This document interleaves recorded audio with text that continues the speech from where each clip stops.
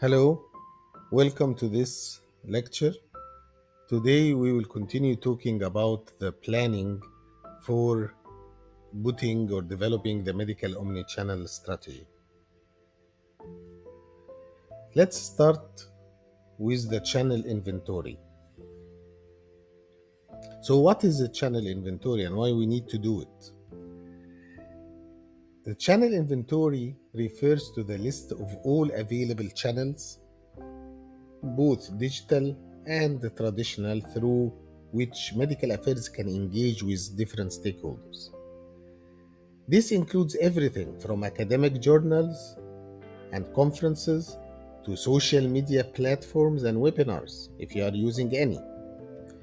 It needs to be revisited and updated regularly to adapt to changing stakeholder needs, technical advancements, and organizational objectives. By maintaining a robust channel inventory, medical affairs professionals can make informed decisions that contribute to a more effective and impactful omnichannel strategy. Why it is important? One, for strategic alignment. Knowing your channels helps in aligning them with the overall objectives.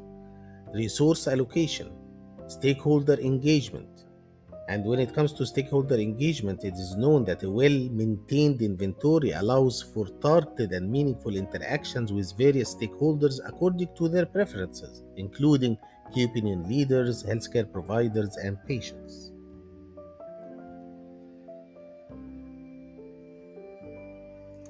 There are steps to create a channel inventory. First, identification. You need to list all the channels currently in use and potential ones that could be adopted.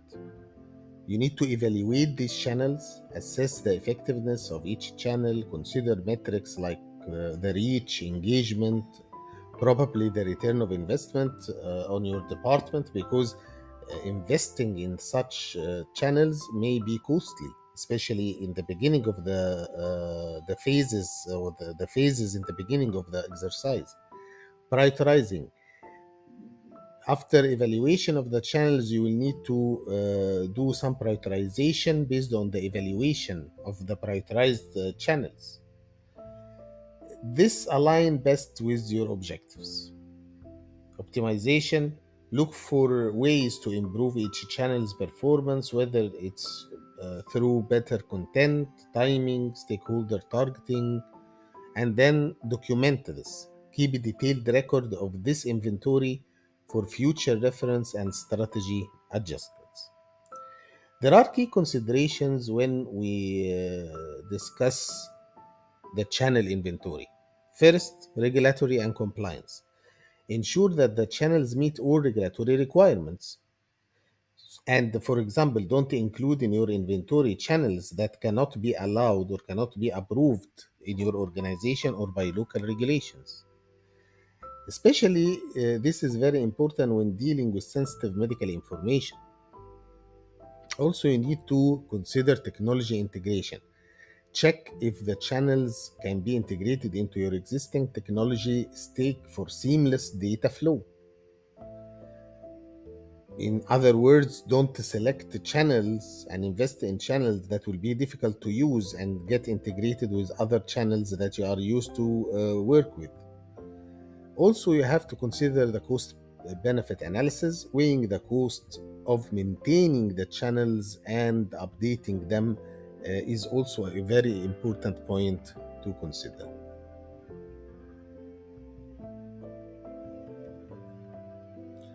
Here you can see the steps to create an inventory. Let's see them or say them again.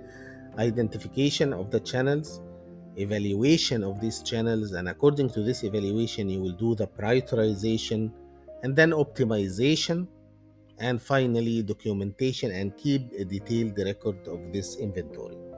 So this is a must-do step in order to have clear picture from the very beginning on the channels that you will utilize today and what will come later on. Now, let's introduce a new topic, and it is the role of user experience design. So, what is user experience design? User experience design, often abbreviated as UX design, is the process of creating products or services that provide meaningful and relevant experience to users. This involves the design of the entire process of acquiring and integrating the product, including aspects of branding, design, usability, and function. But in medical affairs, the story is different. The UX design is important in medical affairs because it plays an important role in shaping how healthcare providers, patients, and other stakeholders interact with various platforms and services. So, as medical team, what's important for us to know about what is called the user experience design is that it plays an important role in shaping how healthcare providers or our stakeholders in general interact with different platforms and services. The user experience design has five components. First, usability, which means the ease with which users can navigate and achieve their goals. For example, a medical database should allow healthcare providers to easily search for it and access relevant research papers. But a difficult to use platform will definitely not be user friendly. So usability is the very important component. The second component of the user experience design is accessibility, ensuring that the product is accessible to as many people as possible, including those with disabilities, those who are in remote areas, with different internet connections, and so on. This could mean providing voice command features, for example, for those with disabilities who cannot use mouse or keyboard. Okay, so to that extent, you need to think to if especially if you are doing this at a regional scale or at sub-regional scale where the population of the healthcare professionals or your stakeholders is huge. Desirability, the emotional impact of the design, which can be influenced by different things, including the mood and other intangible elements. For instance, a patient portal that looks modern and welcoming may encourage more users, and the opposite is valid as well. The value, the product must meet or the service must meet or exceed the user's need and expectations. In a medical context, this could mean providing accurate and up to date information that the healthcare provider can rely on for patient care. Finally, credibility. The design of the service or the platform should instill trust and confidence. This is especially crucial in healthcare, where the stakes are high and the misinformation can have very bad consequences. So, here I would like to focus on what we need to know as medical affairs. What we need to know is that having a user experience design is important to consider when we do segmentation, when we want to understand the needs and preferences of our stakeholders. It has five components: usability, accessibility, desirability, value, and credibility. And we need to think of these items while drafting our medical omnichannel strategy. As you may have noticed, when we learn about the omni-channel strategies step by step, there are so many topics and the new terminology for us as medical affairs may be perceived as new or strange or difficult. But we have to be very clear. There are topics that good to know and other topics that we must learn and we must practice. including this one that we will start now, which is the content strategy. There is no successful, or actually, there is no omni-channel strategy that can be built without a robust content strategy. So, this topic we need to learn and we need to understand how to do it and what are the components of it. So, let's get started. As we all know, our role as medical affairs is focused on disseminating accurate, relevant, and timely scientific information. That's why a well crafted content strategy is very important to achieve this goal when we approach the omni-channel strategy. What we will do now is that we will explore different aspects and facets of the content strategy from a medical perspective. We will cover topics like content mapping, types of the content, content calendar, personalization, user segmentation, and dynamic content. So let's start with content mapping. Content mapping, and it's not as bad as you can see in this video, but content mapping is the process of planning the content journey for different stakeholders, such as healthcare professionals, patients, key opinion leaders. It involves one identifying needs. Understand what each stakeholder group needs at different stages of the journey. Two, content alignment. Align the content with the medical and scientific objectives of the organization and with other stakeholders, and we will come to this later. Customer journey. Map out the content according to the different phases of the customer journey from awareness to decision making. So, three important steps when we talk about content mapping: identify the needs, content alignment, and number three, customer journey. All the details are available in your module, and you can get more insights when you study from the module. Types of content. For us as medical affairs, once again, the types of the content, we can classify the content into educational articles for disseminating new research findings or treatment guidelines.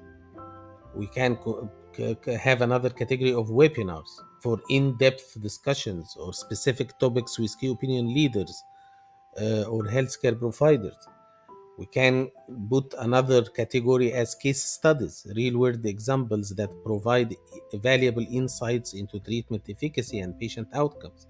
We can have a category of white papers where we discuss and share detailed reports that offer a deep dive into complex medical issues or difficult to treat cases and so on. So, once again, we can classify our content as medical affairs into different categories. We can classify as educational articles, webinars, case studies, white papers, and the limit is the sky. So there is no limit actually for adding categories and modifying this at later stage. So as we said, we keep monitoring and optimizing through the journey. Another important topic we need to discuss when we talk about content strategy is content calendar planning.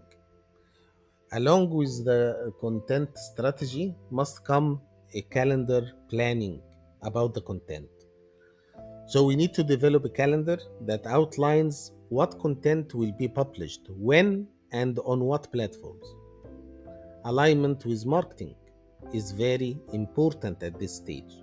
Ensure that the content calendar aligns with the marketing campaigns and product launches. Otherwise, we will be targeting completely different customer at different time with different messages. Flexibility.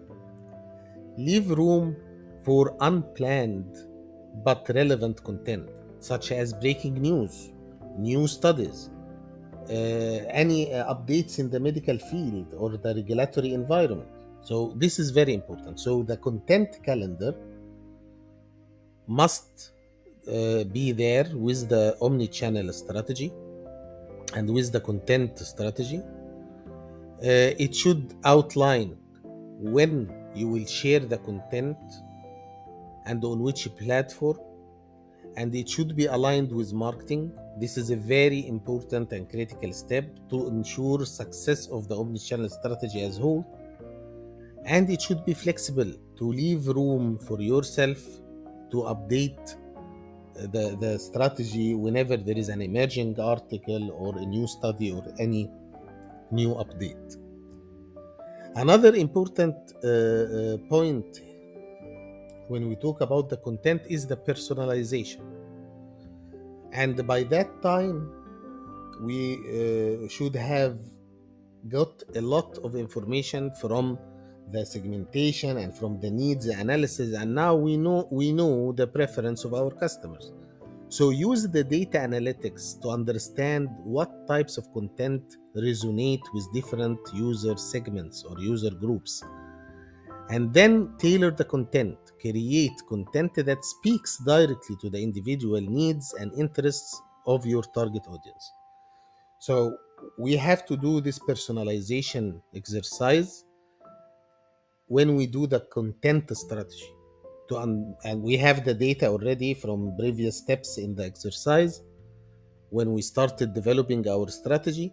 So we will need to process the data and use data analytics, utilize your colleagues in different departments in the organization, and they will help to understand what types of content resonate with which type of customer.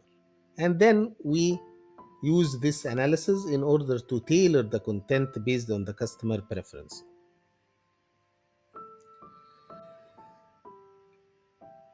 User segmentation demographics is another element of segmentation that will come along with the content strategy.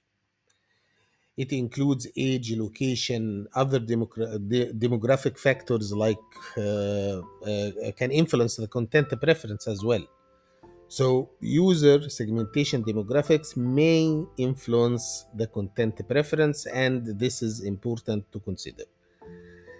We also can include behavioral data, use analytics to understand the user behavior, such as what content they engage with most, and use your previous customer segmentation to classify the KOLs based on areas of expertise and influence level. So you see, the omni-channel approach is all about very accurate targeting.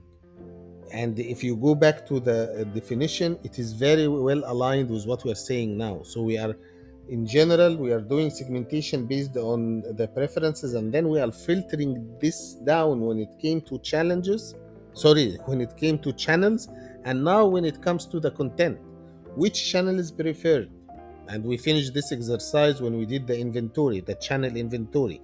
Now, what type of content resonates more? And how this is influenced by different factors, including the segmentation demographics like age, location, and what we discussed.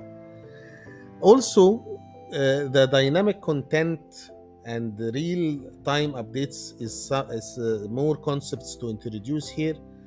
This is the content that changes based on real time data or user behavior. So it's an interactive approach or interactive type of content. It can change and update itself and give different responses based on the reaction of the recipient. We can also, in the content strategy, introduce quizzes, polls, interactive infographics that engage the user and also collect more data. And at later stage in this course or in some future lectures, we can talk about the Internet of Things, that you collect data from different resources, and you use the internet to transfer all the information into a central location where you can get unlimited amount of insights that are important for everyone in the organization. So let me summarize the message here.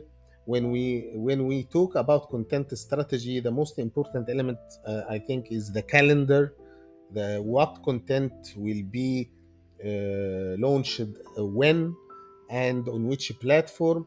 And this content calendar must be aligned with cross-functional teams and specifically with marketing team who are also targeting the same customer. We need to do some additional exercises when it comes to refining the content and matching them with the needs and preferences of our customers.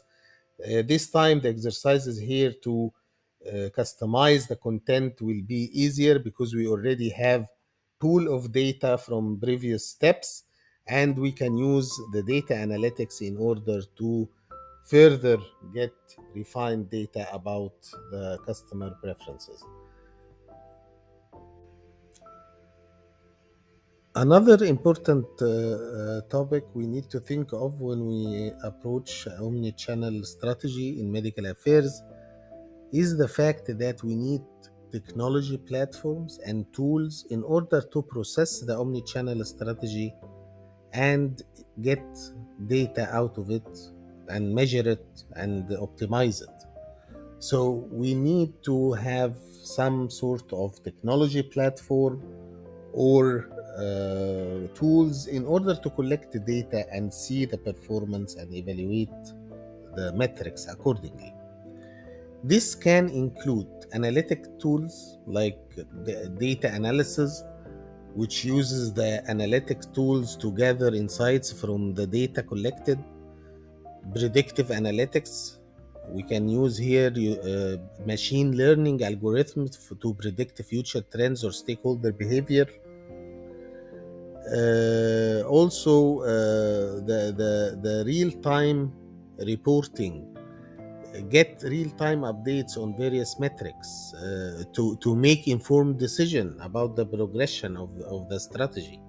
Okay, so these tools are very very important, and also it depends on the scope of the strategy. Are you doing the strategy for one product or one service, or are you doing it for a country or a region?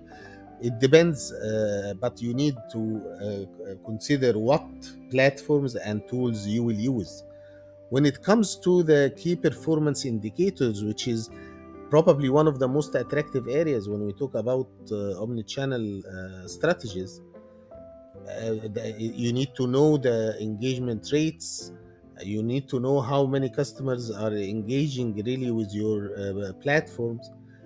You need to decide on or know the conversion rates, which is tracking how many stakeholders take the desired action after interacting with your content. In medical affairs, this would be like if someone from your stakeholders read an article and he followed this with an action, like calling you, asking for more data, or attending another webinar or session to elaborate or to get his information and to get the needed or more updates and so on. So conversion rate and also the customer lifetime value, if this is applicable for medical, to calculate the long-term value of each stakeholder to the organization. I think that we can measure it in medical affairs by the collaborative approach with stakeholders. If they are contributing to educational sessions by organization, like speakers or consultants or advisors in certain advisory boards, for example. But this data is all important to evaluate the effectiveness of your omni channel and see in terms of return of investment, are you getting the expected outcome from this investment? As we mentioned in the beginning, the omni-channel strategy needs funding and needs resources. And then for us, we don't measure or get measured by revenue. So you need to see to create the value, and the metrics are the very good tool to indicate the value generated out of this strategy or any other strategy. You have to use dashboards. Dashboards with customized views can create a lot of information for you, and the real-time responses can be captured on this dashboard. So customized views, real-time updates, data visualization that can help you interpret the results of your campaign utilizing omni-channel strategy. This is very important, especially if it is your first time to apply the strategy and you are almost testing everything, testing the channels, testing the content, testing the responses of the customer. So you need, when you do omni-channel strategy and when you are asked to do one, you need to consider what platforms and technology you will use. And here we come to the end of this session. Thank you for your time. I know it was condensed session with a lot of topics, and even more information is available in your module. So please try to read this section in your module as soon as possible to retain the knowledge. And see you soon. Thank you.